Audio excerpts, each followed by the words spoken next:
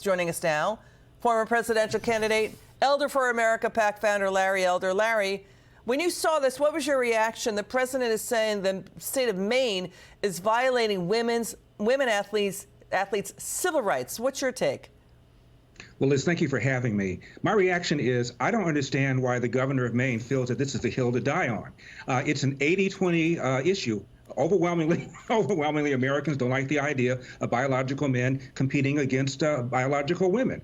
Trump issued an executive order. The NCAA promptly changed their regulation to comply with it. And I don't know why Maine has a problem with this. Donald Trump is going to withhold federal funding for Maine. It's going to hurt not just funding for athletics, but funding for everything. And I don't see why he doesn't have the power to do that. After all, remember when Joe Biden bragged that he was withholding $1 billion from Ukraine until they fired the prosecutor?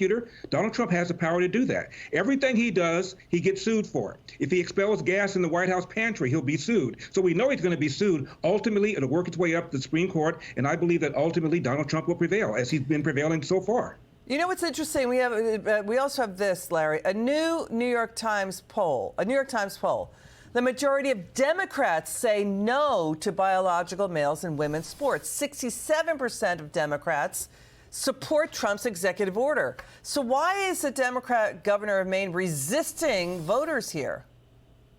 Well, Maine, of course, is more left-wing, I think, than the rest of the country. So maybe she's just currying favor with some of the left-wing people in Maine. But bottom line is, it is so incredibly unfair.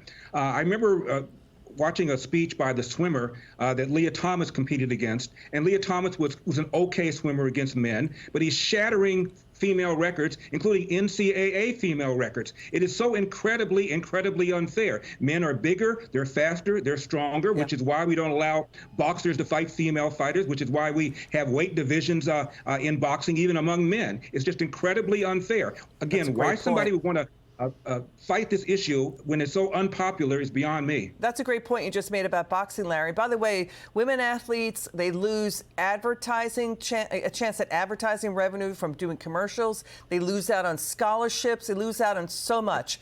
Let's now switch over to what's going on at the Pentagon, Larry. Let's get your reaction to Pentagon Chief Pete Hegseth. He's been moving to also wipe out these far-left ideologies from the Pentagon. Let's get your take on Secretary Hegseth. He released a video of himself fact-checking the media, pushing back on what they've been reporting. He says they're doing it wrong. Watch. We welcome DOGE, and finding those efficiencies is how we save taxpayer dollars.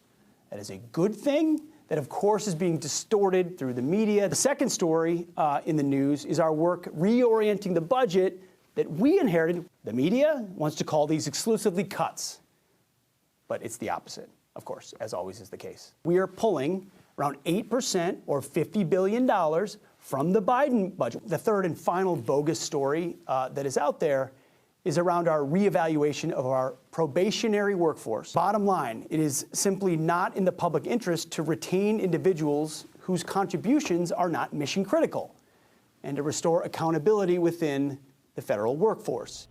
What do you think of this? We've never seen this before. This feels like a reckoning for the media. Now we see, Larry, by the way, more people in the media are stepping down from their prior media posts. It's not just Norah O'Donnell or Chuck Todd. It's also Andrea Mitchell, Jim Acosta, Rashida Jones, Jen Rubin, and now New York Times columnist Charles Blow. Remember, Charles Blow was widely mocked. He was criticized for crazily claiming in 2023 that there was a, quote, manufactured panic over Biden's age. A year later, Biden was forced out of the race because of his cognitive decline. What do you make of all this? Well, the media is less popular than Congress, if you can believe it. And the ratings, except for Fox, are going down in many of these legacy TV networks. And so they're financially in trouble. That's what's going on here. Bottom line is the American people like what Donald Trump is doing. 70% of the people say that Donald Trump is simply fulfilling his campaign promises. And they like what he's doing on the borders. They like what he's trying to do about prices. They like what he's doing about gas. So they have nothing to do other than pound the table and pout and foul lawsuits and call him a fascist and a Nazi. Okay, Larry Elder, you're terrific. We appreciate you so much. Have a good weekend.